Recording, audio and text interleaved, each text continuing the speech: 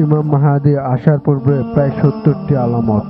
ইমাম মাহদী আসার পূর্বে প্রায় ৭০টি আলামতের কাছে হাদিসে বর্ণনা আছে, তার মধ্যে প্রায় ৬৫টি পূর্ণ হয়ে গেছে। এর কয়টি তুলে ধরলাম। ১. মানুষের ধন সম্পদ বৃদ্ধি হবে, বুখারী।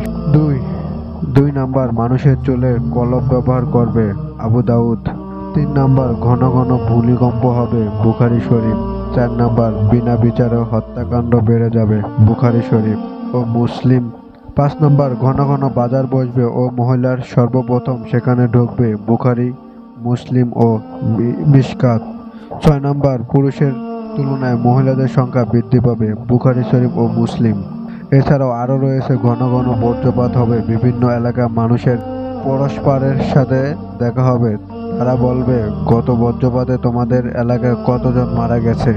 সুদের ছাড়াছাড়ি হবে, জিনা ব্যভিচারী, প্রেম ভালোবাসা, অবৈধ সম্পর্ক, পরকীয়াও বেড়ে যাবে, সময় দ্রুত চলে যাবে, বরকত কমে যাবে, গান বাজনা ব্যবহার বৃদ্ধি পাবে ও তাকে হালাল মনে হবে, মদপান বেড়ে যাবে ও তা অন্য নাম দিয়ে বিক্রি করা হবে, আকাশ থেকে স্যাটেলাইট মাধ্যমে ফিতনা বর্ষিত হবে, মুসলিম উম্মাহর একদল মূর্তি পূজা করবে।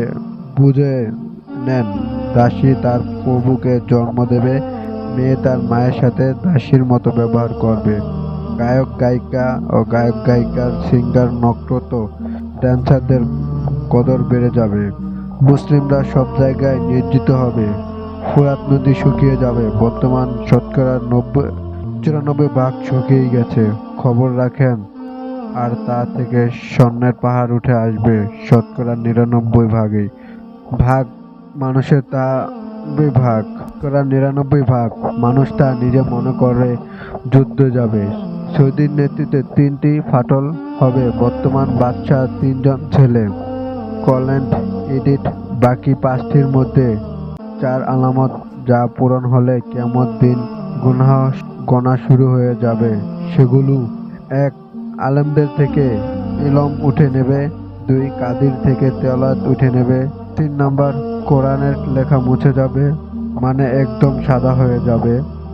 4 নাম্বার পশ্চিম দিয়ে দিয়ে সূর্য উঠবে আগের মতো হয়ে। কিয়ামত আসতে এখনো সময় আছে, কিন্তু এখন মনে হয় কিয়ামত এত কাছেই যে হয়তো আমিও কিয়ামত দেখতে পারবো, অথচ প্রতিদিন মৃত্যু আমার 7 বার স্মরণ করছে। আল্লাহ আমাদের সকল মুসলিমদের ঈমান ধরে রাখার তৌফিক দান করুন। হে আল্লাহ, আমরা সকলে আপনার কাছে গুনাহগার। আপনার দেওয়া এত সুন্দর পৃথিবীটা কেন আমরা শয়তানের ধোঁকায় এত নষ্ট করে দিই? আমাদেরকে ক্ষমা করুন। আমিন।